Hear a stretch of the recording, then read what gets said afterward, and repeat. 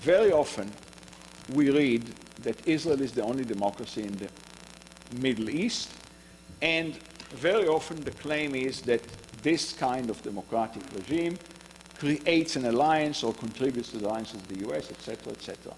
However, when you read the Israeli media, there are never references to Israel as a democratic state. The references are always to Israel as Jewish and democratic.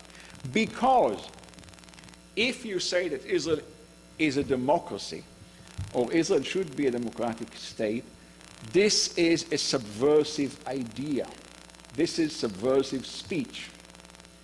Because if you simply want Israel to be a democracy, this undermines very clearly the system that we have today, which effectively divides the population of Israeli citizens into two classes, Jewish and all others.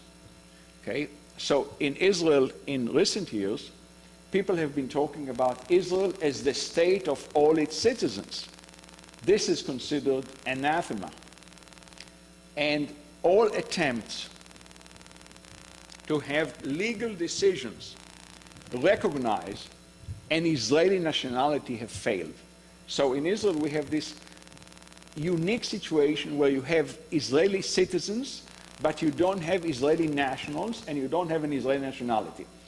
In the state of Israel, citizens are divided by nationality groups, and every individual carries an ID card, and the Interior Ministry, which issues these ID cards, keeps statistics along the lines of nationality and religion. So we have nationality groups such as Jewish, Arab, Italian, French, or whatever. Okay? There are no Israelis, okay? Because the state is defined as a state of the Jewish people, which means that Senator Joseph Lieberman is a shareholder in the state of Israel. He is part of the Jewish people. But Muhammad Bakri, who was born in Israel or Palestine and is a citizen, is not a shareholder. Okay?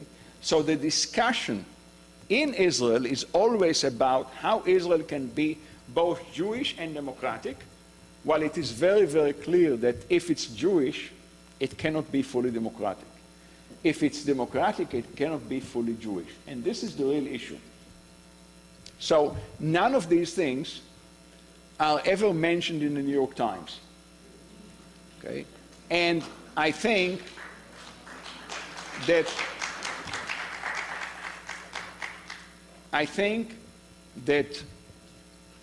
as time goes on, these taboos on open discussions are breaking down. And we have more and more exposure to things that are basically so common, because if you read Israeli newspapers, they are described very clearly and very directly and very bluntly every day.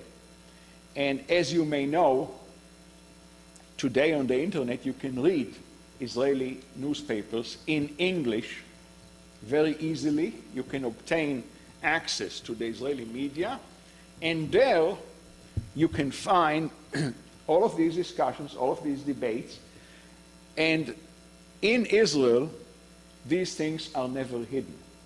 In the United States they are. And I think that Israeli consciousness, if we can speak of a collective consciousness, is much more advanced than US consciousness, and we can understand why. Because if you live in Israel, you cannot avoid being aware of the injustice done to the Palestinians. It's impossible. Everybody talks about it, everybody knows that. It affects every aspect of life in Israel.